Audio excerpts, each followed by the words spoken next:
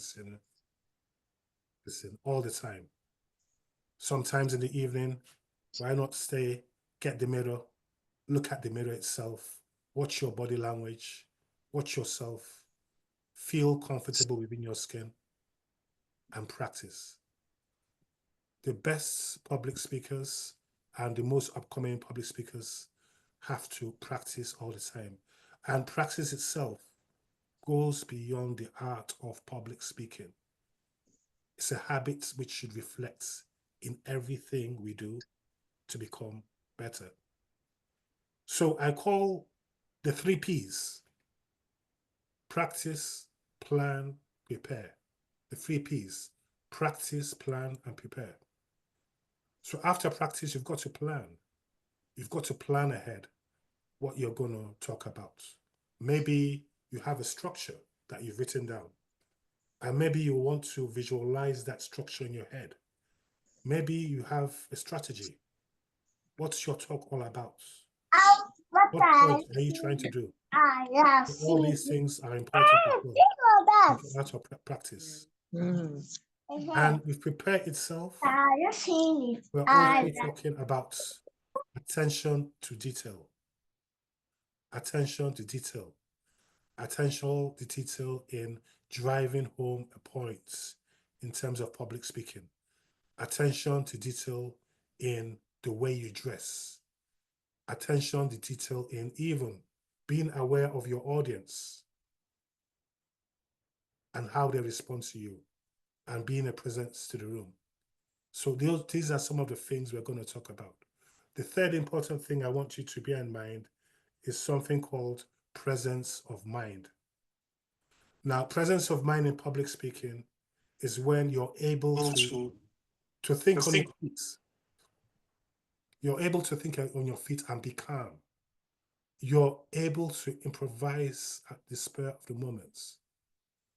And this could be maybe because you're giving a talk somewhere and something just comes to your head and you're able to do that, you know. It also applies to the art of being a presenter sometimes on TV and radio, where you're probing and asking open-ended questions to your speaker. And then they give you a response. And in the spur of the moment, more little questions come out. And you know what? It adds more beauty to the art, because the whole idea is that you want to feel and think natural as part of the process. And the fifth one also is the power of purposeful messaging. Now, the power of purposeful messaging is something Dr. Sahel is going to talk more about. And he's also going to tell you why this course is important and why it's different from many other things you've seen in the past.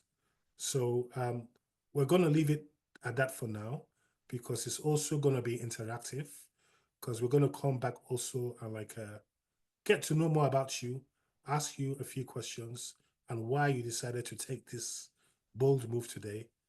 But you're welcome. Enjoy yourself and find out more about this beautiful way in your journey. So God bless you all. Thank you. Thank you very much, Tony. I'm going to leave the floor open for Dr. Sahil Hamid, who's going to talk with you now. Thank you, Tony. Much appreciated. Dr. Sahil. Thank you, Tony, and thank you, Tony.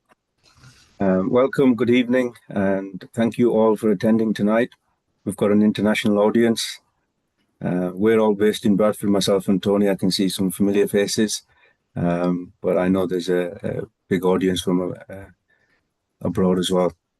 So I'm very excited tonight because we had an event 2 weeks ago, a face-to-face event, and following that, we had a lot of requests for people to do this online again, because there's so many people across the UK and beyond that really want to be involved in something like this. And it tells us that there is a huge demand for this all over, not just in Bradford, but beyond, in all communities. So really we'll set this up for you as the public, and we really appreciate you turning up today on a Sunday evening. We're excited because, it's the first time we're delivering this program. I've done this kind of work with young people, youngsters, children in the past, but for adults, this is the first time we've developed this program. And we're excited because this is something that we've been working on for a while, for over a few years, in fact. And this is the first time we're delivering it. So you are going to really enjoy this process with us and be part of something special, we hope. Now, just my own story, because it's important for me to share that and for you to know where we're coming from. We both, myself and Tony, work within the community in Bradford and beyond. And this is something very personal to us, public speaking. My personal journey, I work as a GP in Yorkshire and have been for a number of years, over close to 15, 16 years now. And my public speaking kind of transformation or revelation came at a time when most people probably want to forget a time, 2020, back in COVID. And it was a time of kind of a lot of negativity and a lot of hardship for most people. But it also became a time of transformation for many people out there for different reasons, whether personal, career-wise, emotional, family situations, health. So, we've got a young audience, eh? Somebody, who's that? Can we mute that, please? And at the time when lockdown started, as a GP, I was amongst a group of people that became a focus for many people because there were so many unanswered questions, so much worry and concern from friends, from family, from the public. So as a healthcare professional, we became the eye of the storm. Everybody wanted answers and they were desperate for answers. And all of a sudden, I had people contacting me, whether it was friends, family, within the community, from mosques, youth centers, organizations, the media, asking me to make comments. What do you think about this? What is this virus? What's going to happen? Is this true? Is this false news? The vaccination? And by this point in my career, I'd been a medic for 15 years maybe, and I did a lot of teaching, training. I was teaching medical students at university. So the idea of speaking to other people or delivering information or seminars, lectures, or being in front of an audience wasn't something strange to me. But something strange did happen. I found myself feeling paralyzed, incapable, and somewhat incompetent to say anything on the subject. I had no idea why I had that feeling, but I felt a sense of paralysis, that this is not something that I want to speak on. This is not an audience that I want to engage with. And I just wanted to stay in my own bubble and not say anything on the subject. Weeks passed, months passed, and it became evident as things got out of hand. Here in Bradford, we had a huge number of deaths within the kind of Asian Black communities. My own population of patients, many deaths. And it became untenable. It became very difficult for me to stand back and ignore what needed to be done. And that pushed me to say something. And it pushed me to kind of speak on behalf of my patients, on behalf of my community. And what happened then was that I had to kind of speak to the newspapers, go on podcasts, and go onto a stage, virtual stage at that time, and say what I had to say. And that really was difficult for me. I had to push myself to do that and become a face, become the voice of a community. Now, that was a difficult transformation for me. But what I found once I did it was that it opened many, many doors for me and unraveled things that I hadn't explored about myself. And on reflecting, there were many issues that I realized within myself. And then working as a community action group, Bradford for Better, speaking to others, working within a team, I realized that the issue that I was facing wasn't my own issue. It's an issue faced by so many people, regardless of race, skin color, culture, religion. It's a problem faced by many people where there's a sense of paralysis when it comes to public speaking, speaking on subjects that you may not feel comfortable to speak about, and a concept called imposter syndrome, where you feel that you don't actually have any qualification, or you're an imposter in essence, that you shouldn't be speaking on this subject, or you shouldn't be speaking at all. And all of these things are part of what makes us stop and create barriers to our progress when it comes to public speaking and communicating in general. So that's a bit of my background.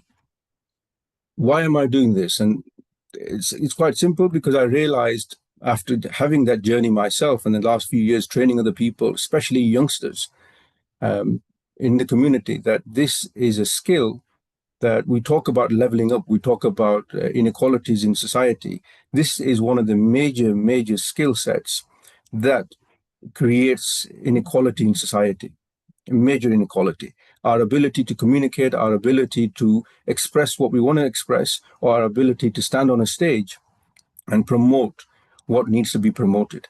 And many communities out there, we always say we're a voiceless community, or we don't have a voice, or we don't have this. Well, nobody from the outside is going to come and speak on our behalf. Too many times it's people from the outside, again, relating to Bradford, there's areas here that are deprived, health inequalities, financial, socioeconomic inequalities. And it's always others that come from the outside and tell us what we need to be doing, or this is the solution to your problem, or giving us prescriptions in the world that I work in for what you need to be doing to get better or get out of this situation that you're in. Because we don't, as a community or as a certain people, don't have our own voice, and we can't articulate where we are and our stories. So this is what it's about. It's about empowering you and the people that you are involved with to a position where you can tell your stories and you can make that impact and be driven with purpose with your voice. So that's what it's all about. I do have a bit of a presentation if anybody's interested. I'll put that on and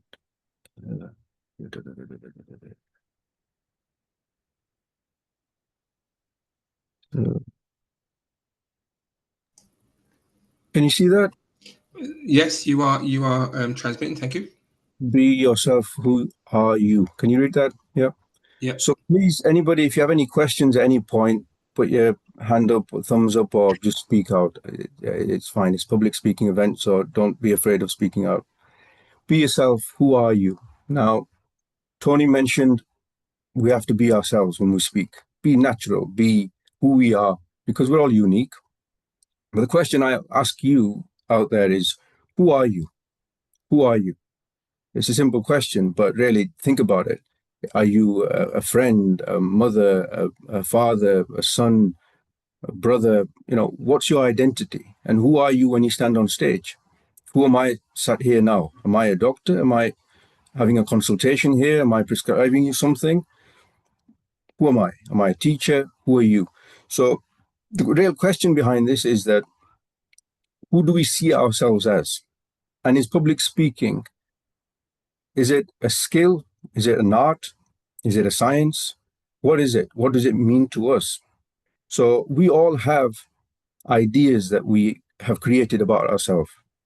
And what are these ideas and where do they come from? So as children, if you go back as a child, somebody might say to you, you're quiet, you're very shy, or you're very loud, you're very naughty. All these are labels that stick onto us. And over time, these labels get bigger and bigger and bigger until they mold us into an identity that isn't ours of our choosing, but other people have molded us into an identity. And then we absorb that, and we internalize that, and that's who we become. So I'm shy, I'm introvert, or I'm loud, I'm noisy, I'm, whatever, So we will be exploring who you are, because when we start this journey, we need to know who you are and who do you think you are and who do you think you want to be, because this is very important. Questions like, do you like the sound of your own voice? Now, if I was to ask that here in the audience, how many of you like the sound of your own voice? Feel free to shout out. There was somebody who loved their voice last time we did this, but most often people really don't like the sound of their own voice. So let me ask you, if you don't like the sound of your own voice, where did you get your voice from? Is it something you inherited? Is it genetics? Is it something that you were born with? Where did you get it from? What is your voice? Again, much like your personality, your voice is something, it's a tool that has come from somewhere that's been projected onto you. And over your life, you've accepted this voice that you have. Okay? And there's much more to your voice than you might think. So we will explore what your voice is and what you can do with it. I always give this analogy that if you don't like your hairstyle, or who would have a hairstyle that they had 10 years ago? Who here has the hairstyle that they had 10 years ago? Probably no one. But if you don't like your hairstyle, what do you do about it? You change it. You go to a hairdresser and you change it. You do something about it. But most of us accept that we don't like the sound of our own voice. We don't like our voice, but do we ever try to change it? And we've had our voice probably since we were teenagers or adolescents. So really, have we ever explored what our voice is, and can we do anything about it? Another question we always get asked is introvert or extrovert, quiet, shy. How many people here would say they're an introvert or an extrovert? And do introverts belong on a stage? Why do you dare to be public speakers or communicators if you're an introvert? Please do interact. What do you think about that? Who here would see themselves as an introvert? Pop your hand up, or one of those things there, a personality of an introvert. Anybody? Dr. Sohail, Ash here. I used to be an introvert, but I think over time you have to sort of put an act on, don't you? When you have to do some speaking, you have to go and present, you have to so you have to put that person at one side, and then so naturally you might be an introvert, but then when you have to do something as a job or role, for example, if you're teaching, then you have to adjust, don't you? Yeah, absolutely. And research suggests that some of the best public speakers or teachers or trainers, educators are by nature introverts. And we'll get to why in this course. We'll understand the reasons behind that. Public speaking as a self-discovery. Public speaking is more than just the ability to speak publicly and communicate. And when you get better at that, it's much more than your ability to speak. Because in the last session that we had, somebody said, well, I was hoping for some tips and tricks to learn and take away and start. This course isn't about tips and tricks. I could spend 2 hours giving you tips and tricks. You know, move your hands like this, move your head like this, and move your eyes this way, and move your hips that way, and raise your voice. All of these are tips and tricks. We are not interested in that. You know, we're interested in meaningful changes, a journey of self-discovery that transforms you as a person. And that transformation isn't an act. It's a permanent transformation that you have within you as a person that involves every facet of your life. So whether it's your career, whether it's your health, whether it's your dealings with your family, when you become a better communicator, a better speaker, that impacts everything that you do. Another area is persona versus authentic self. One of our friends and colleagues is not here at the moment. He may turn up later. He was at the last session. He does a lot of comedy work. He runs comedy shows, and he'll be involved in this program as well with us. And the reason for that is because he has learned the art and trained in it of creating a persona. As our friend Arshad mentioned here, is sometimes you put an act on. Now that's the question really, is it going back to who are you? And there are different facets. It's not necessarily that you are acting to be somebody else. You're just tapping into a different part of yourself when you're on stage. So the part of you, Anthony here has been an educator for the past 40 years. He's a teacher. And he, I know, sees himself as an educator, you know, and everybody within us has an element of being an educator, whether it's as a parent, whether it's as a friend, whether it's professionally. We are all to some degree educators. We all speak publicly in some way. You know, all of you who have kids, you are public speakers by nature, because you have to teach those kids something at some point in your life. So you are educators in some way. So these are the elements we're going to look at. Okay. Imposter syndrome I touched upon. Anybody know what imposter syndrome is or doesn't know, that wants to know further? We will go into a lot of details. But essentially, imposter syndrome is a huge issue across the board, regardless of culture, regardless of skin color. It's not something that's specific or very high in BAME Asian ethnic minorities. It is higher, for some reason, but it's across the board. It doesn't matter where you are, where you're born, what society you're from, it is an issue. And the issue is that it's when people lack self-belief, self-confidence in their own ability, and always feel like they're a fake, that they don't belong, they're not good enough. And this is the self-talk that we have, the limiting beliefs that we create. We will go deep diving into this element as well in this course. We're going to talk about where these beliefs come from and how we unravel these beliefs individually and how we can overcome these barriers that create paralysis in our mind and our behavior in life. And again, breaking the cocoon of our comfort zone. Like myself, during COVID, I was comfortable as the GP, as the doctor, as the trainer, as the teacher. It was my comfort zone. I didn't want to deal with anybody beyond my surgery or my own community, but I was pushed. And there becomes a forced transformation in the sense that I know that my responsibility is beyond my own patients and my own community to a wider audience where I need to take that message out. So we will find your comfort zones and where those barriers are and how you need to get beyond those barriers and what it means for you personally to get out of that cocoon and what you can deliver to the world. Okay, your inner voice, again, a common myth, you might believe that some people have a skill, it's an art, you're gifted as a public speaker, and I just don't have it. You know, I can't do it, it's not me. These people on stage that you see on podcasts and TVs, whatever, these naturally born, they started talking when they were born and they're just natural born gift or whatever. No, it isn't. As I said before, public speaking, there's an art to it and there's a science to it. Okay. And the science is what you can learn and the art is something you can practice and develop. And anybody can do it. You know, yes, there's brilliant speakers, maybe they have a natural gift to be orators and public speakers, but it can all be learned. There are skills foundation elements that you learn and develop and you become better. So it's not about where you're going to end up, it's where you're starting from and where your personal journey is. So a lot of times people go on talks and YouTube and TED Talks and watch other people speaking. And we start comparisons or we start deflating our own confidence, thinking, well, I'll never be that good. I'll never be able to do that. This person's brilliant. Well, the reality is you don't need to be that. You don't need to compare. Your journey is your journey and your starting point is yours.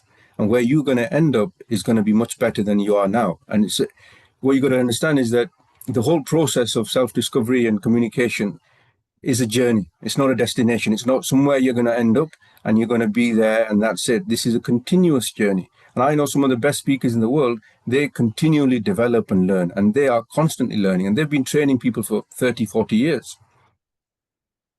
Now, communication, again, is a unique fingerprint. Like we have this fingerprint, like we have many other DNA that we have is our own unique way of being recognized. Your communication skills, your voice is it is unique.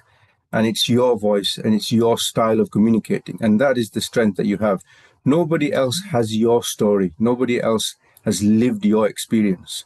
Remember that. If you think, oh, what am I going to talk about? What do I have to share? Why do I need to speak? Your experience, your life is your life. No one else, no one out of the billions of people on this planet has your life, your experiences, your childhood, your future plans, your aspirations, your hopes, your fears. You are unique in every way. And your story, your communication brings that in as a unique fingerprint. Next point is silence, the cost of silence. Now, we'll get onto this later as to why you're here. It's very important why you're here. And what I found personally in my life is that the cost of silence, those that are silent or those that choose to remain silent for whatever reason, what does it cost you? When I say cost, it can cost you in terms of your community, in terms of your social skills, in terms of your socializing networks. It can cost you financially. I know so many great people doing such amazing work, but they'll never get on a stage. They'll never speak what's on their mind. They'll never say what they need to say. And these are creative people, excellent in their fields, but they get left behind on the shelf because the other guy had a bigger mouth. He could talk the talk. And a lot of times those talkers don't do the work, but they're good at talking and faking it and then getting ahead, And the people that do all the hard work, because whatever reason, they believe these barriers exist, and they get left behind. So the reality is that the lack of communication or the inability of self-belief really costs, and there's research to show this, it costs a huge amount. It can cost careers, it can cost so much for people not to be confident and be able to communicate what their story is. Again, reiterating, the voice that we have was learned. It was learned, it was manifested, it was given to us by other people, projected onto us. Yes, there's an organ here, there's systems in place that create the sound, create the tones, tonality, and we all have depth and tone and whatever else we have, but it's a tool that can be adapted, and it can be used, and it can be relearned, and that we will explore.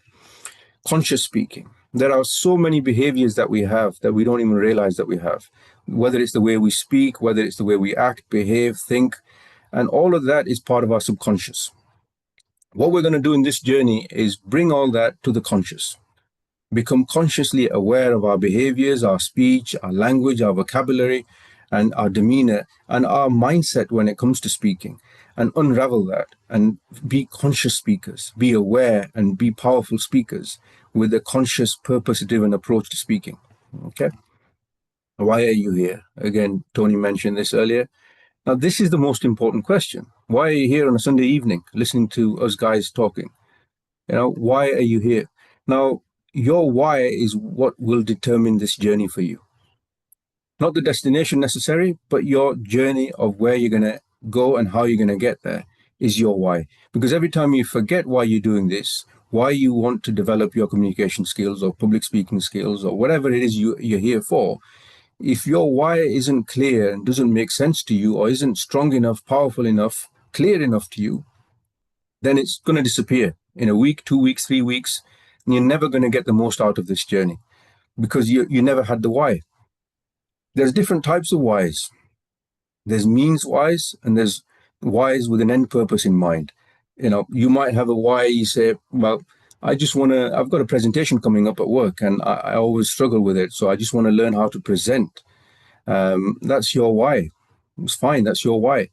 But what's the end goal here? Why do you need this presentation? What does it mean? You know, what's going to happen after this presentation? Another presentation in 6 months. So what does it mean to be able to present? You know, is it something to do with your career? Is it something to do with your position in your work? Is it something to do with the promotion that you might be getting? You need to think big, and we will explore all of this in the pre-assessment that we do. It's going to be a very detailed assessment that we'll do to look at what your why is and why you feel that you need this course. And the question is, how has poor communication affected you? The bigger question really is, you know, we live in an age now, you know, thinking back 50 years ago, 100 years ago, public speaking was for the likes of whatever, Eton, big shots, you know, I don't know what the word, the posh word for the people is out there, but it was the sort of higher end people that were, you know, generational wealth and whatnot. So if anybody wanted to speak or needed a platform, either they had to be elected into some position of power or had to have permission from somebody somewhere, a nobleman or somebody, you know, or somebody with wealth to allow you a stage to speak on. And even then, you probably wouldn't get much of an audience, you know, if you didn't have the money to back it up. And this is only 50 years ago, 100 years ago. We live in a time now which is unprecedented, where anybody can pick a camera, switch their computer on, put a mic there, go on Eventbrite and create an event. Anybody can say anything to anybody. Okay. The world is our audience, right? So you have access to a global audience and you have access to a global change. You can be global change makers. It's not about your city. It's not about your country. It's a global audience that you have an access to. All you need is a message and a purpose, and you can reach anybody and make a change globally. So the question really is, what is that message? What is that something that you have inside you that the world needs to hear and you feel that the world can benefit from? Not the world necessarily globally, your community, your family, your environment. What is it that you have that you are keeping inside yourself that this course or this journey can unravel and you feel that you can get the message out there. Think about it. Public speaking is a critical skill. Now, a lot of times people say public speaking is not for me. You know, it's for people out there, university lecturers or whatever, public speaking on social media, whatever. It's not for me.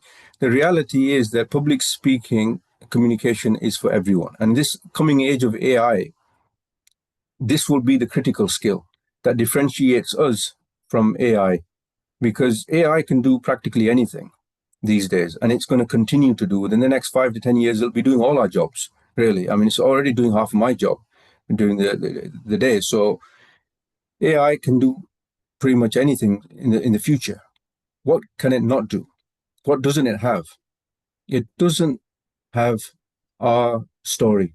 It doesn't have our unique fingerprint. Our lives, our emotions, our experiences, our relationships, our hopes and ambitions and aspirations. That's what it will never have. And that's what is going to make us stand out. And that's what's going to give us purpose and relevance in the age to come. It's our unique stories. It's our unique voice. It's our ability to communicate our heart, mind, and stories. And that's what's going to give you that edge over AI and technology in years to come.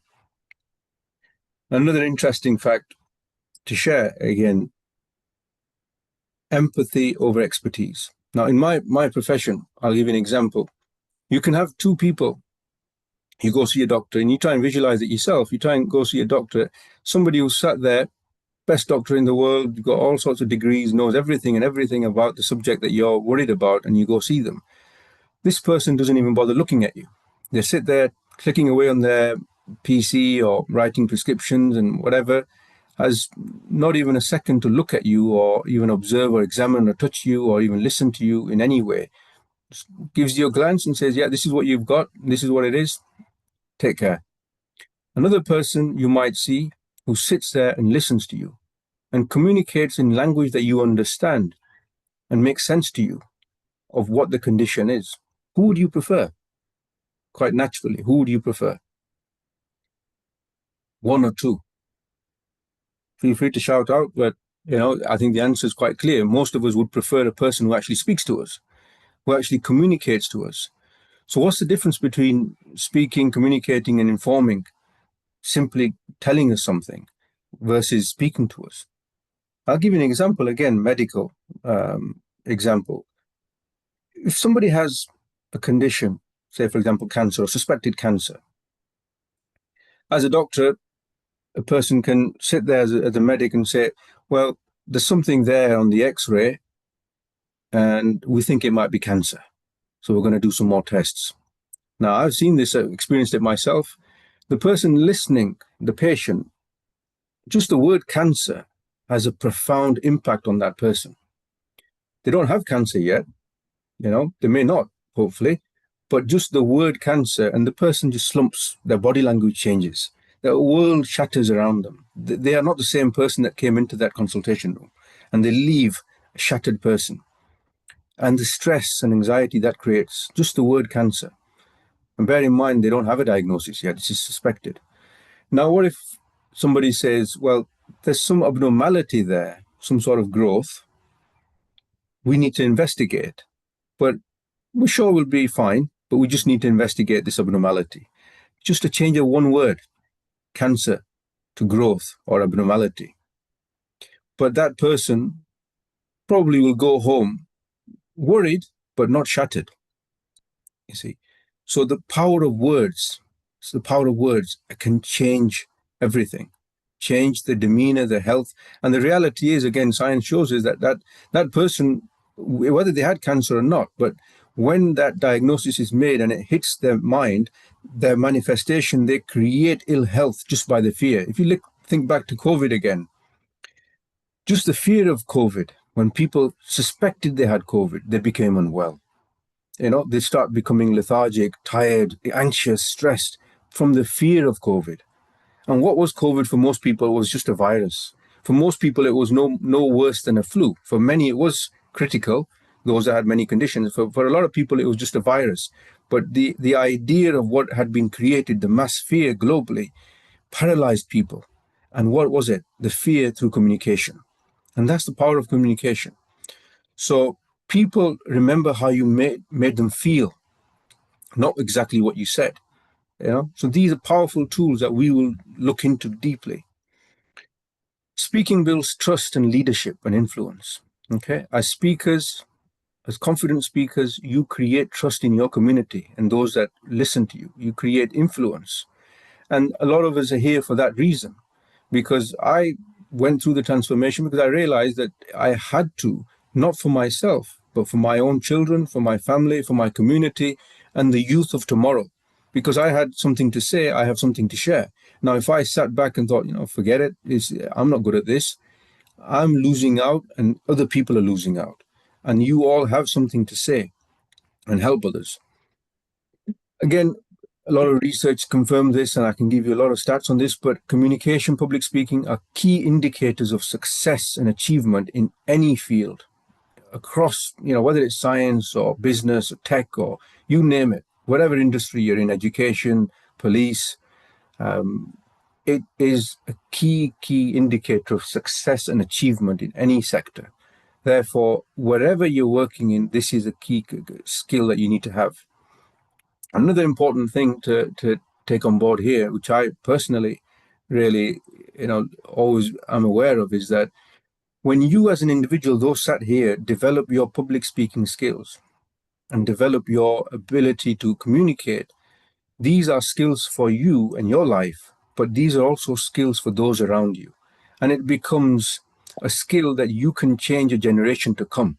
Because if you are a parent or become a parent in a year or 10 years' time in future, these skills will give you the ability and understanding to be aware of these skills. And what this will lead to you being a better parent, being a better educator for your parents, for your community, and for those in your family and beyond. And you will be able to impact generations to come by having this ability. And it will be a generational change that you can create if you take this on board and realize how you develop yourself and every other person that you deal with. Now, transformation. We talk about transformation all the time.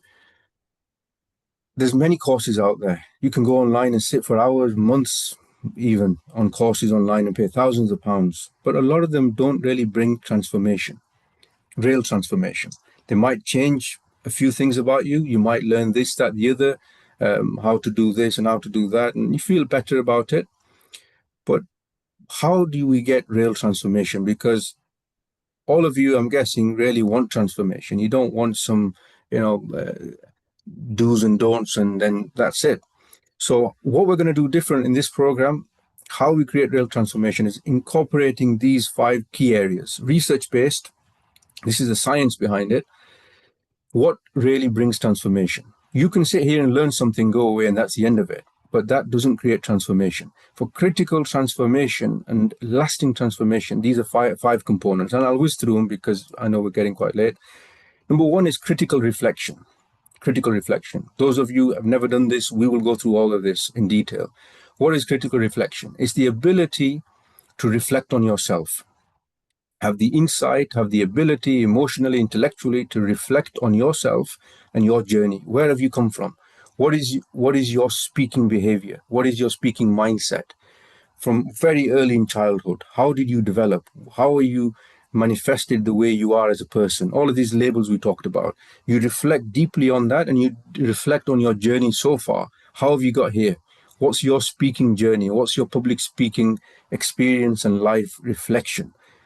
You do that. Why? Because that unravels who you are as a person, what your speaking identity is. Okay? That's critical. Because as any journey starts, we put a GPS in. To get where you want to be, you need to know where you are. Where's your starting point? And this is what's going to give you your starting point, because the deeper your reflection, the deeper your learning. Number 2 is critical study and writing. These are tasks. Okay? And again, science demonstrates is that you can listen to 2 hours of a talk, go home and have a good time. It's like watching a movie or reading a book. How many of us remember what happened in a movie? You might remember the song and dance sequence and the action sequence at the end or the beginning or a nice dialogue, but 80% plus 90, up to 90% you forget. Whether it's a movie, whether it's a lecture, whatever you do, 90% you forget. Sorry. Getting a vibrate echo. So what's the point then? If you forget 90%, what's the point in doing anything? You might as well just don't bother doing it. This element, critical study and writing about what you're learning, is what takes that 90, changes it, flips it to 10. You go exponentially up in numbers and percentages of retention of the knowledge and information and the ability to apply that knowledge if you study it critically and write about it. That's reflecting on it and doing tasks based around it and make notes on it. Okay. Next is social discourse. What does that mean? Well, we're going to have a speakers network that we're going to create as part of this. We already have a big network of people that we work with, but this is going to be a specific speakers network, public speakers network, a WhatsApp group for this program, but a wider speakers network, which is going to be national, UK-wide. And the importance of this is that, again, research shows that when you discuss what you're learning with others, reflect on it, and have peer pressure or peer mentoring or critical friends, as we say, to give you feedback and learn, there's a sense of accountability to it. An example is when people try and lose weight or exercise or get their health better, they go for a run in the park or change their lifestyle. When you do it with other people, it always works better, always. And a huge difference by doing it alone. And the reason for that is accountability and discourse. You ask questions, you look at other people, and you drive one another up in terms of aspirations and achievements. Number 4 is rate of application. Rate of application is simple. It means that whatever you learn, is it all theoretical? You just watch a video, read a book and feel good about it? Or do you actually apply what you've learned? Okay. In this program, you're going to jump straight in the deep end. This is like swimming. There's no point watching a video about swimming or reading a book about swimming. You need to get in and start swimming. So this program will push you into the deep end to start speaking. The moment we start from day one, we're going to start speaking and publicly speaking in front of all of us as a group and then onto a stage. And that will make sure that you are actually applying from day one whatever you're learning. Everything we learn will apply. Okay, and that takes your transformation up a notch, because there's courses that you can watch on YouTube for hours on end and never practice it, and there's nobody there to actually tell you that you're doing well or not, so you haven't got any support. So we're going to apply whatever we learn. And the 5th one, and a critical one, is conscious awareness. Conscious awareness is that what we discussed earlier, being aware of who you are, being consciously aware and not subconsciously unaware of all the behaviors that you have and all the kind of baggage that you've come with, and the barriers and cultural baggage or societal baggage or personality issues or barriers that you've created for yourself and limiting beliefs that you have. So we will unravel those. And that, once that's unraveled, because you can see sometimes many people do public events, speaking, whatever, and in the middle they say, well, I'm not really good at public speaking, but I'm doing this talk, or I'm not really good with words. I'm not really, what does that mean? You're standing there doing a talk, be confident, accept it. So we have this voice in our head that keeps telling us, well, I'm not really good at this. Well, I don't usually do this, but I'll do it today. All of this talk that we have, self-talk, we unravel, and we're going to break through all of this, okay, forever. Because these are the limiting factors that we have, these seeds that we plant in our mind that grow into weeds, and we need to unravel those, okay? So this is why this program is about real transformation, okay?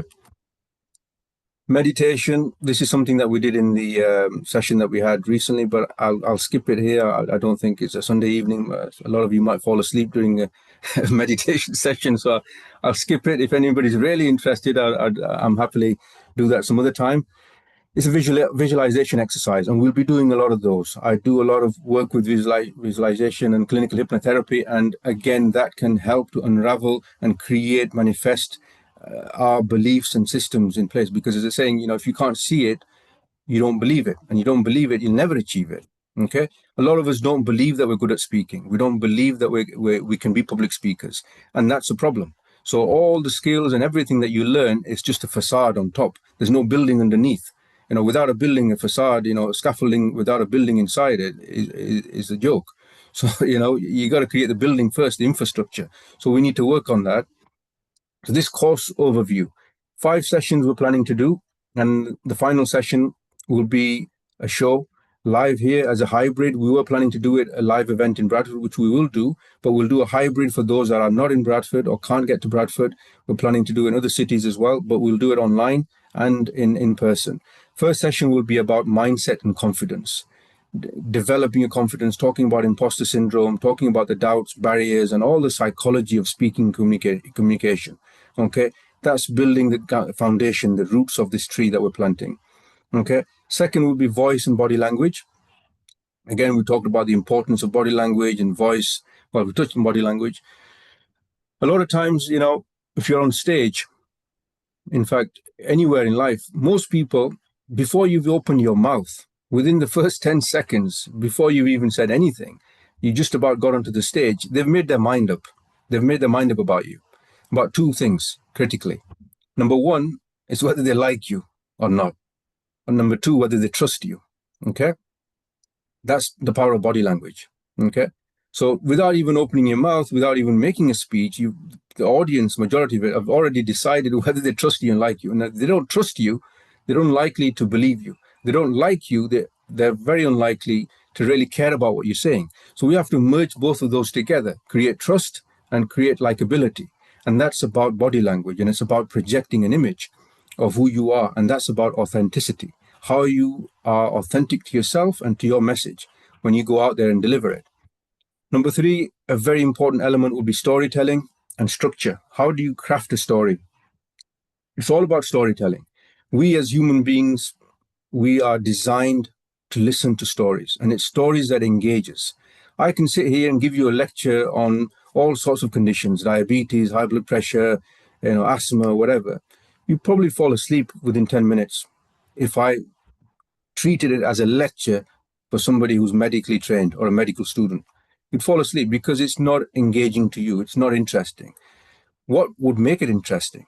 It's told in a manner that fits your narrative. It relates to you, and there's a story behind it, a human touch, a human story. And that's what we're going to learn. And we've got other people coming in, as I mentioned earlier, on the team that are going to delve into this element of creating structure to your story and being storytellers, because that's what grips the audience, a story. And you all have a story, more than one. We'll talk about speaker types. All of you have a personality when it comes to speaking. There are at least 3 major personalities when it comes to speaking, and different types of speakers. We will explore who you are as a speaker, and we will explore your strengths as a speaker, and then develop your core personality. Now, you might be aware of this, but there are those that are head speakers, those that are heart speakers, those that are speakers, what we call warrior speakers. What that basically means, those that like to intellectualize everything they talk about, usually academic people. They'll stand, they'll have a PowerPoint presentation with about 250 slides, and they'll talk through all the equations and everything that you need to know about a subject. Usually head speakers, they want to give you information. They don't want to connect with you. Then you have heart speakers, people who speak from the heart with passion and purpose and connect with you on a human level, with human stories. Okay. Then there are people who want to challenge you about something, who want to raise the stakes and give you a mission or take you on a mission. They are the warriors, the speakers who have a passion and a purpose, who are the activists, and they want to get you on this train and get you somewhere.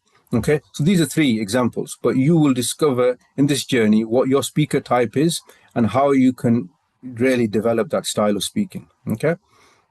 And then the 4th one is obviously the performance, how you engage an audience, how you perform, how you deliver your message. And we're going to craft a talk all the way through these 5 sessions. We're going to craft a talk that you're going to deliver, 8 to 10 minutes talk. Each and every one of you that's part of this course is going to deliver this at the end. Okay, we're going to have one at the beginning, and every session we're going to have is a 2 or 3 minute talk, so we can see where we've started from and where we're going. And we're not going to leave you at the end and just off you go, that's it, done. We're going to make sure that you have developed and you've reached where you wanted to reach for this stage. Okay, and we'll be there with you. So what else we get in this course? Pre-course reflections, journaling, all of this we're going to go through, one-to-one coaching, a speakers community for ongoing support, podcast appearances. Tony here, Tony Fernandez has his own podcast. And another skill these days is online, social media. People worry about, how do they seem on social media? You have a message, you have a purpose, you might have something that you want to promote, whether it's a business, whether it's a personal message or something that you're passionate about. But these days, you cannot do anything without being there on social media or having a website or going on a podcast talking about your passion and purpose. We're going to touch on that. We're going to develop that as well. How you can create a social media presence, how you can have a podcast presence, how you can learn how to be engaging on a podcast. Okay, we'll go through all that. Speaking events, as we mentioned earlier, Tony has 2 events a year, public events, big events that he does for Black History Month in Houses of Parliament in Bradford as well and across the UK. You will be part of that. You will have, well, we're not going to push you to do it, but you will have the opportunity to talk on those platforms. Okay, so again, going back to application, this is not theoretical, this is not all talk. You will be on a stage in front of 100+ people from all over the country speaking by the end of this. But Public Speakers Network, again, extras, the generational shift I discussed earlier of what you can take away from this and make the difference. Now, what is all this worth to you? What is it really worth to you? Think about it. You know, if you could achieve all this, even half of what we've discussed today, does this resonate with you? Does this touch you in any way? And what is it worth to you in terms of your life, in terms of the time that you can spend doing this, the resources to push towards this and actually achieve this? So please, I've been speaking for a while. I need to shut up and let other people say something. So go ahead, join in. Any questions so far? Before they jump into questions, well, thank you very much, Dr. Sahil. Thank you for presenting that. We've had some feedback in the chat already. Some people said, amazing. Thank you, sir. Tamari says, I love this. Says there's been quite a bit of chat. So if you want to talk now, please unmute yourself and just ask a question. You can raise a hand and we'll come to you, or just ask a question. Marigold, I read your comment. You spoke about yourself. You spoke about how you didn't like the sound of your voice. Tell us more. You're on mute still. You're still on mute. And you're still on mute. You must have to unmute you 1 second.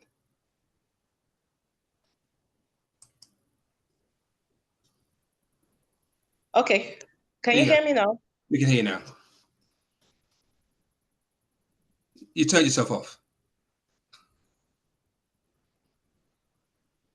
Okay. Now can we you hear me? Yes.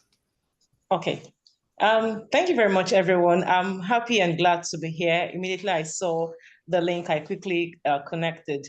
Ordinarily, I was planning for my TV program tomorrow till Wednesday. So when I saw this, I was like, wow, I'm interested in this. Over time, I tried to build my self-confidence. It was very difficult for me building that self-confidence. And if you see that even now that I speak, I have a very big difficulty in English, speaking correct English. That's because I grew up in an area where they had this whole lot of what we call pidgin in Nigeria. And I noticed that a lot of the persons I communicate with are very, very safe when they hear you speak the pidgin language. They feel that they're at home, you can speak to them. Sometimes when you speak English, they see you as Shidedu Fune, and they see you as someone like, I beg, this one no go talk with you, they understand. I'm sorry, I'm trying to use some of the local language we speak in Nigeria. So I noticed that when I came into the media industry, I tried to do the English thing. Virtually everybody was doing it. It was quite good. But I noticed that each time I tried to infuse that local language that the people know very well, it resonates with them. And I was like, okay, each time I speak and I add that little flavor of that local language, I tend to get a lot of feedbacks. People tend to communicate with me. They tend to express themselves more. They tend to open up to me and talk, because I do more of the evening programs than human-related programs, sometimes relationships, sometimes security programs. Just recently, I started doing current affairs programs. So, and I noticed that me, personally, I hardly speak to the public. So I found the love on the radio because I know that I'm the only one there. So the mic is my audience. The mic became my best friend. So I tend to romance the mic quietly and speak to the people. Well, it was in that mood I noticed that I started having comments like, oh, your voice is good, your voice is this, you can get better, do it this way, do it that way. I'm like, hey, I don't know. The first time I spoke in the public was when I was pushed by one of my directors to do a public program for youth. There's this program I call Crown Connect, where I connect young people who want to get involved in marriage.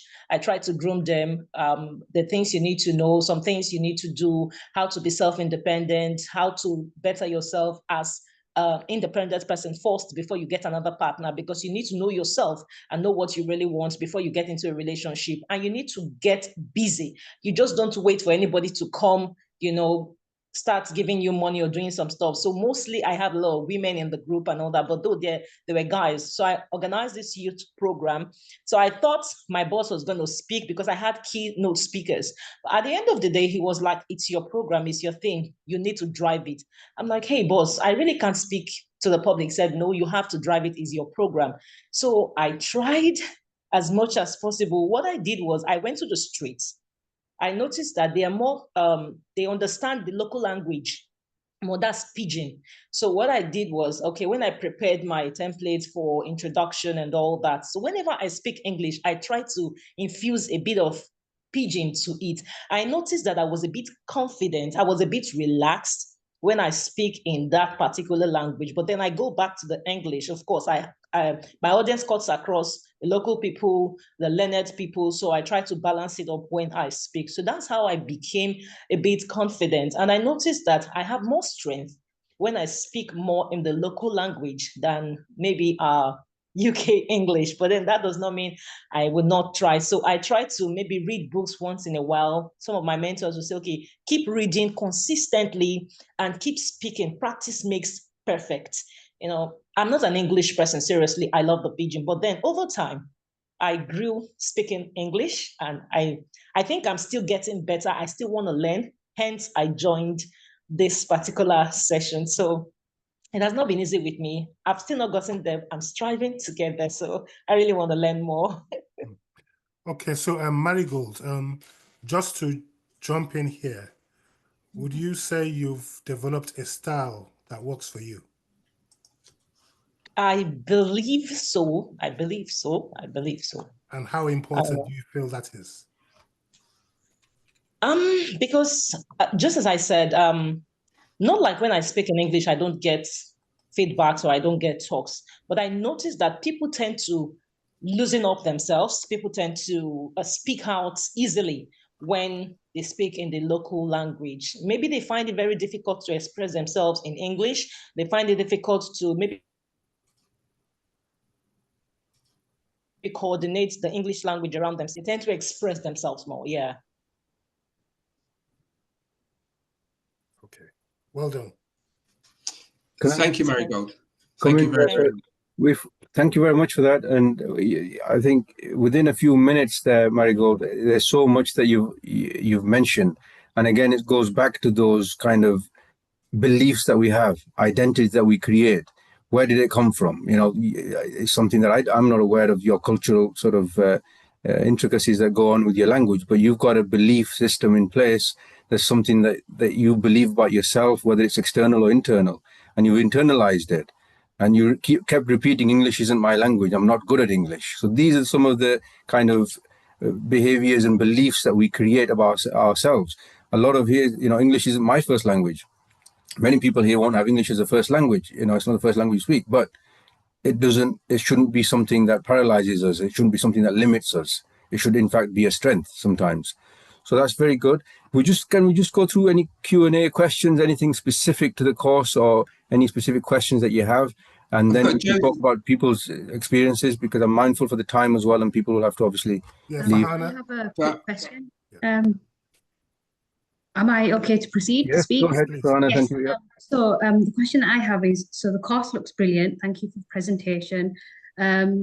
Just in terms of like time commitment and, where is it to take place? Is it a combination between online and at a venue in Bradford?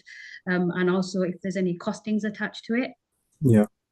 So the timings again are yet to be confirmed because we're going to do it online. Again, this is a lot of demand for people that have said that they want it online. So we're trying to do hybrid. Originally, it was supposed to be based in Bradford, all face to face, but many people would prefer kind of hybrid or online because of the commitments and locations all across the country. So the final event hopefully will be a face-to-face event, a live event in Bradford to start off with. We'll maybe do in other cities as well. But the initial course that we're doing will be over 5 sessions every week to 2 weeks, usually on a Thursday. That's the idea. But again, we will look at who signs up and what the preference is for those that sign up. Because we originally thought about Friday evening. A lot of people said it wasn't suitable. So we're looking at Thursday evening, around 2 hours, 7:30 to 9:30 on a Thursday evening on Zoom. Okay, for the entire course, and then the final assessment and the performance will be a live event in September at some point in Bradford for those that can't make it in person, and then will be an online event as well. In terms of the cost, is a clear-cut cost of £100, which anybody who's done any course on anything these days is nothing really. And this is, again, for us, isn't about the money. We're not. This is not a business. Bradford for Better. Anybody that knows us, we're a community action group, completely volunteer-led. But this is about a commitment. This is about the effort that we're putting in, the time and resources that we're giving to this. So it's about you committing to it.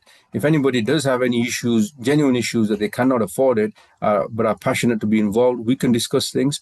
But this is a very, very small amount. Really, there's thousands of pounds people pay for these sort of courses globally and in the UK. So it's a very nominal amount that we're charging for it, and this is basically a sense of commitment to this course. Thank you, Dr. Hill. Josie had a question. Hi, Josie. Hi, yeah, firstly, just say thank you so much for this talk and for your work. It's really amazing and really inspiring. I had a question about how you, because you speak about like how to develop the speaking, and I was just curious about it being like the purpose-driven side of it, and like how to grow a purpose and what that might mean for each of yous. Dr. Hill? Is that for me? Sorry. Yeah.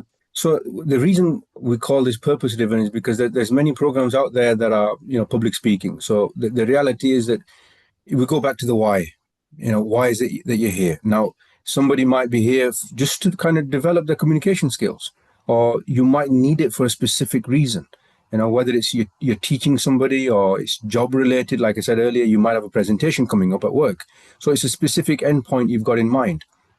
We, myself, Tony, the work that we do, Bradford for Better, we are all purpose-driven. We're community activists.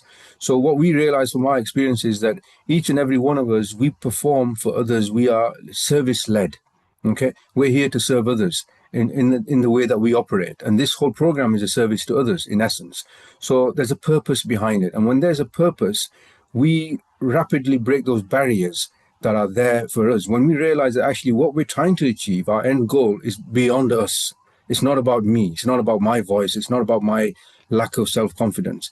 This is about a greater message that the world needs to hear, and that's where the purpose-driven element comes into it. That a lot of you might have a purpose already, and you want that purpose to get out there. Some of you may not have a specific purpose that's beyond you, and that's fine. That's your purpose, just to get better in this moment in time. But you may develop a purpose in years to come, and these tools will always be there for you. Hope that answers the question. Can also jump in as well, Dr. Sahil. Tracy, what was also important is your one-to-one coach that Dr. Sahil mentioned earlier. Your one-to-one coach, no matter how many people are on the course, you'll have a coach that help you define your purpose as well. So you're not on your own. You're supported all the way along this journey. So the why and the what, as what Dr. Hill spoke about earlier, you will achieve it. Okay. Any more questions? Can we hear from Fazana Shaheen, who's just dropped a comment as well? First and foremost, just a bit about yourself and what do you want to get out from this as well? Hi, everybody. I hope you're all good. I'm sorry I joined the meeting late, but I did join a public speaking course with Dr. Sohail a few years ago, and we paid quite a lot of money at that time. But I've just seen you charging £100. That's basically nothing, and everybody's going to get so much out of it. So I'm looking forward to, join the team and learn and expand. Sorry, I just had a very busy day. I've just come from a big event and I'm just so tired, but I managed to join the meeting. Okay. Thanks for joining us. Thank you for Thanks for that. joining us. Okay, we want to quickly go around the room as well and open to everyone. What do you hope to get out of this? So can anyone, before we wrap up, this is interactive, so it's important we get as many voices as important. Let me help the process. Lorraine, how are you? Are you there? What do you hope to get out of this course, Lorraine? Hi. Hi, Lorraine. Hi. I hope to become a bit more confident in public speaking. To be fair, I'm used to doing this within my previous job, but I've been out of it for a couple of months now, so it'd be nice to get back into it and be able to become more confident again in speaking, you know, in public. And Lorraine, how did you hear about the course and where you based at? I'm based in Manchester. Yeah, I heard about the course from one of my colleagues that said it would be good to attend because we've just opened like a new company to help out with the Windrush. Okay. So it'll be good for us to be able to become more confident and speak out, Okay. you know, when we're delivering the sessions to people. Fantastic. Let's speak afterwards. We have Maureen Miracle at the end. She's been very quiet. Please, let's hear from you, please. Maureen Miracle.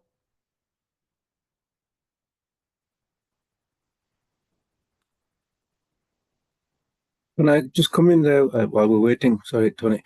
Just to go back to the skills we talked about, learning the skills about public speaking. Now, what you'll get in this program, really, and what I learned from experience doing programs over the years, is when you join a program like this, there's a drive that everybody has to learn and develop. And you're automatically in a group of people who are really committed to fighting their kind of where they are and developing a place where they're going to be better than where they've started from. And the key element there is that you're all people with a growth mindset. You've really decided and chosen to take this action and step to develop yourselves. Okay, and what that means that you're surrounded by like-minded people, and the skill sets that all the people are going to bring, like Tony Fernandez, and we've got Anthony here. These are people with years of experience in different sectors, whether it's education, business, tech, community action, you name it. Just to name two of the guys here. I know the lady earlier, Fazana, she has so much experience in different elements, healing, health, well-being, community work. So you're connecting with people here within this network that have so many different facets of experience in life. So you're not just learning public speaking, you're learning networking, you're learning soft skills, all sorts of different skills you're going to pick up, and the networks that you're going to create, you can go on and do so much more. So if you've got a product to sell, something that you want to learn, develop, it's going to be much more than just public speaking that you're learning here. Sorry, go ahead. Absolutely. Thanks, Dr. Steele. Davine Hope Williams, are you in the room still?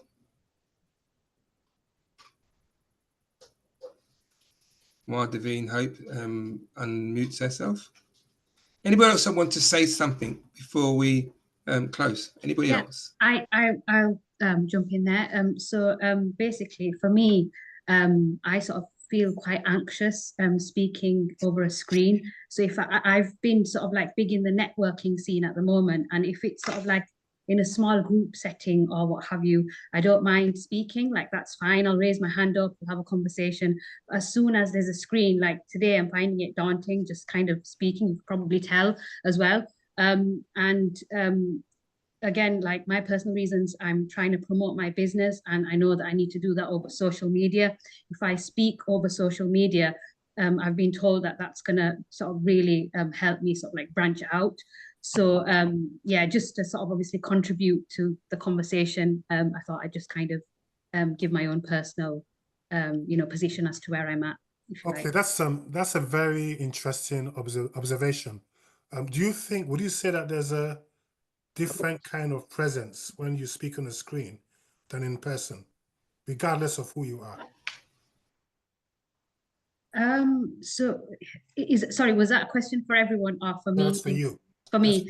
Yeah, I don't know, to be fair. I think maybe it's because maybe it stems from, I know that I've never been sort of like photogenic, if you like, and like connectivity. Like I think in person, I generally connect well with others. But like I just feel like there's this maybe additional barrier when the screen comes into play. And like I know that maybe it's like certain, say, like I'm not happy with my teeth, for example. So I'm sort of like, okay, are people sort of paying more emphasis to sort of that? Whereas in person, I don't know why, I don't think that those are factors that come in. I don't really know exactly, but those are the kind of things that I've been, thinking, or, sort of are in my mind, if you like. Okay, thank you. How many people feel the same way Farhana feels? Yeah, Marigold?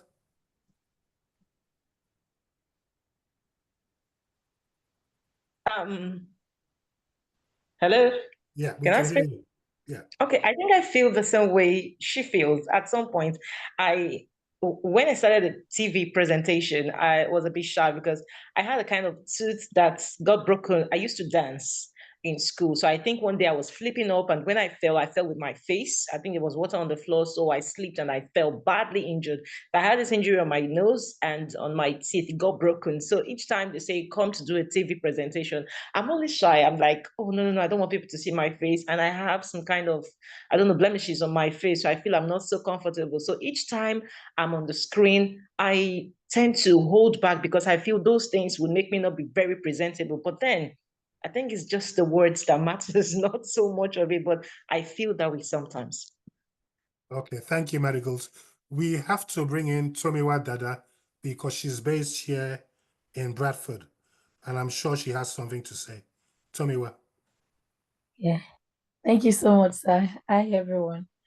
Yeah, I'm actually so happy to be here because when I saw the design posted on the group, it was just like maybe you saw my heart because just about a few months ago I started thinking about started thinking about going into public speaking. So I think it's just like a new passion that started growing in me because I have a community, I have a CIC.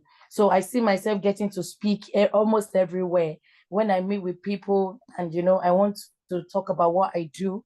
I want to talk about what it's all about, and I want to bring in more people. So it's what I see myself doing. And for the past 2 months, I've been thinking about, how do I improve myself? How do I improve these skills that probably I'm falling in love with now? So when I saw it, I felt so happy because I felt, oh wow, this is for me, and that is why I'm here. And I'm very happy to be here, and like I've learned one or two things. And I was happy about what Dr. Soai said the other time. I don't know if I pronounced your name very well, I'm sorry. He said that we're going to be in-house here, we're going to be practicing at least before we go out there to do anything. So that was really it for me today. I'm happy to meet everyone. Thank you, sir. Thank you, Tomiwa. Anyone else, please? Hi, good evening. Yes, who's this, please? Divine. Hi, Divine. Hello, Divine. Nice to meet you. Where are you calling from today? I'm calling from Nigeria. Okay. And what are your observations? To be honest, I'm super grateful for this. I'm very grateful. When I saw the link initially on a platform that I belong to on WhatsApp, I was a bit skeptical, right? But I like this. I like everything I've learned tonight. It's quite helpful. This is because I just started my journey as a TV presenter, and this is like one of those knowledge you pick and add in the bag to help in your journey. So I am quite excited about tonight. I don't want to call it a class because my idea of a class is a teacher with so many canes and strict look, but I would say that it's been a very educative, session. I loved everything that happened here tonight, and I learned a lot. But then I I want to ask a question, if you don't mind.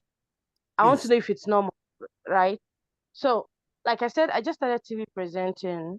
I just started my journey as a TV presenter, and sometimes we're in a meeting and someone wants me to say something, or I need to address a group of persons about something. I get to feel nervous or sometimes fidget when I am to stand before people and speak. I could be saying a lot of things, a lot of meaningful things, but my legs are literally shaking. And it has happened countless of times. Now, I want to know how you people were able to overcome that, because I don't know about any other person. That is a big concern for me. Okay, so you're not alone. I mean, if you do some research over the years on the internet and even with people's experiences, you'll discover that fear is a big thing in terms of public speaking itself. It's a very, very, very common thing. It's something we hope to uh, delve into when we start the course. But I think this is something also which, with some one-to-one mentoring, we'll also get to discover more about yourself also, because that's very, very important. I don't want to jump the gun, but God willing, things go well. We're hoping to roll this out in Nigeria next year. Oh, I can't wait. Thank you So, so much once again. I am grateful to you and Dr. Ahmed. Let me use Ahmed so I don't. Thank you so much, Dr. Ahmed. I learned a lot from your session. Thank you. Thank Thank you very much. We will share all the secrets of how you can stop your legs shaking without medication on the course. But one of the key elements is competency drives confidence. Okay. Think about it, those that drive a car, the first lesson, second lesson, 10th lesson, even the test itself, literally shaking, brain numb, you're sweating. But now you can drive sometimes for hours without even realizing you're doing it on a motorway. What's the difference? It's simple competency.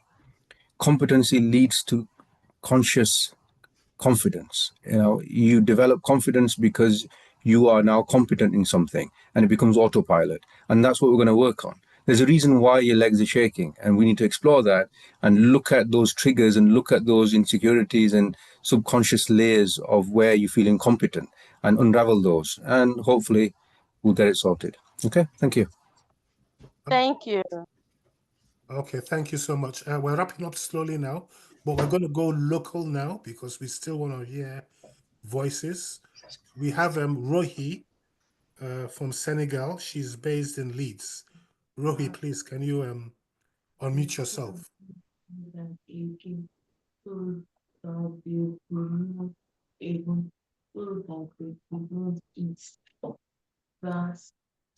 Rohi, are you there?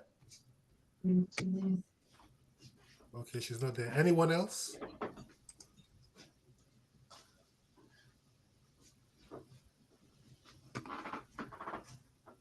Leon, okay, we can see Leonie raising her hand. Yes, please. Please go ahead. Hi, good evening, everyone. Hi. Hi. Yes, thank you for the presentation. It was well presented, and I took away a lot from it. So my interest in coming on this course, I've been on a self-discovery journey for about 5 years now. And this course is just probably gonna take me well, not probably, it's exactly what I need to get me to further on my journey. So I used to be like in meetings where I've got brilliant, fantastic ideas and don't speak, don't say anything, and then watch people who's got ideas that's not even half as good as mine, taking credit and being hailed as the, shining star of the meeting and stuff like that.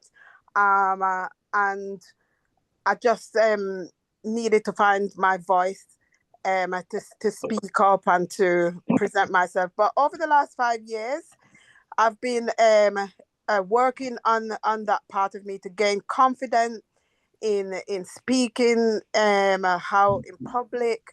And yeah, so I'm on this journey where, I think I'm doing okay. I think I don't like my voice. I don't like to hear my voice. There's something also about my accent being criticized over the years, and that has put me into kind of like this imposter syndrome that you spoke about.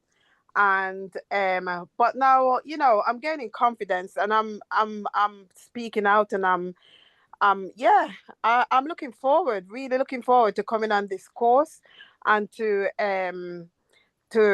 be on this journey and to go further on this journey, really. So yeah. Okay, Lenia, thank you so much. Rohi said she's going to speak afterwards, but first and foremost, how did you hear about this course? And secondly, where are you based at? Me, I'm in Manchester. I came to the Bradford one, but we were late. I came with Donna. Yeah, okay, yeah. I remember you. Okay. Yeah. Before I bring in Rohi in, you said you went on a journey to discover yourself. What lessons did you discover about yourself in that journey? Well, I've discovered that I am me, and I needed to accept me.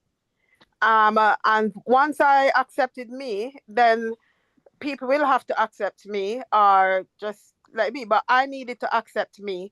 I needed to accept my accent. I needed to accept who I am and how I speak.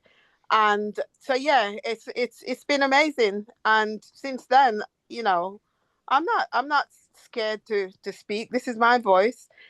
And this is who I am. So yeah, so that's one of the things that I've discovered. And I've discovered also, like, why do I think other people need what they're saying is more important than what I have to say? I have to learn, I have to teach myself to gain that confidence, to believe in myself, believe in what I'm thinking, believe in my idea, believe in my opinion, and then want to voice them. So yeah, it's been a journey. Thank you so much for sharing that journey. And I think you've discovered the greatest lesson you can learn, which is being yourself. So thank you for sharing that. We're going to bring Rohi, who's based in Leeds. Rohi, you ready now? Yeah. Hi, good evening, everybody. Good evening. Good evening. How are you, Tony? I'm good. Good to see you again. Yeah, likewise. Thank you. Yeah, definitely. The course sounds amazing. It's going to give me more confidence. I will also learn some new skills as well, because normally when I speak, it's it's a few words. I feel as if I need to speak a little bit more if I'm given the opportunity. And I think can I just stop you there briefly? Okay. Because it's all about being yourself and being original. Yes. Why do you think you need to speak more? It's not a trick question, but why do you think you need to speak more? I can answer that, definitely. Yeah, because I feel as if when I hear other people speaking, especially public speakers, that they do say a lot. And I think to myself, maybe I should be saying a little bit more. Okay. I always keep it very brief, Tony. Very, very brief. Short and sweet. Short and sweet. Okay. Yes. Okay. Beautiful. I like short and sweet. Thanks. And we will connect as well. Yeah. Thank you. Thank you. Anyone else before we wrap up?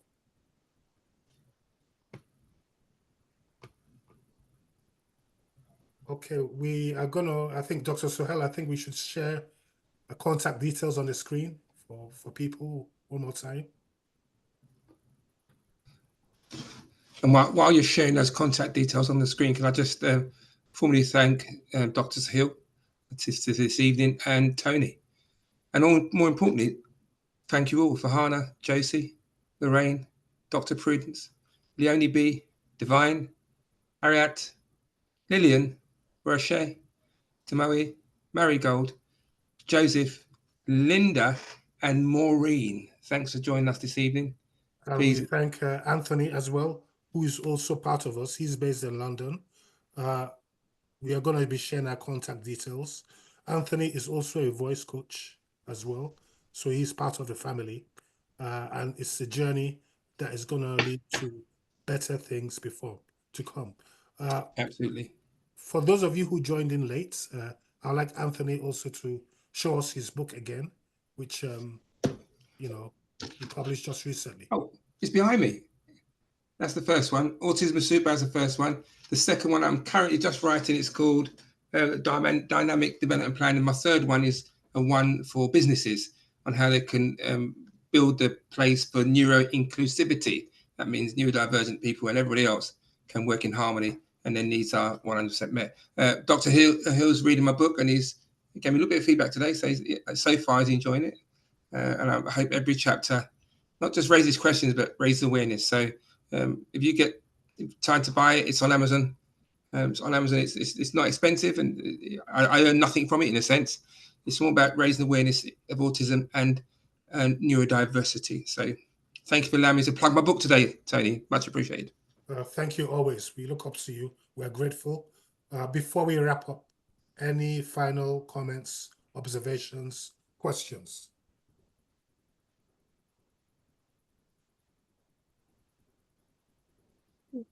Just the next steps is if you can email hello@bradfordforbetter.com or contact Tony if you've gone from his network.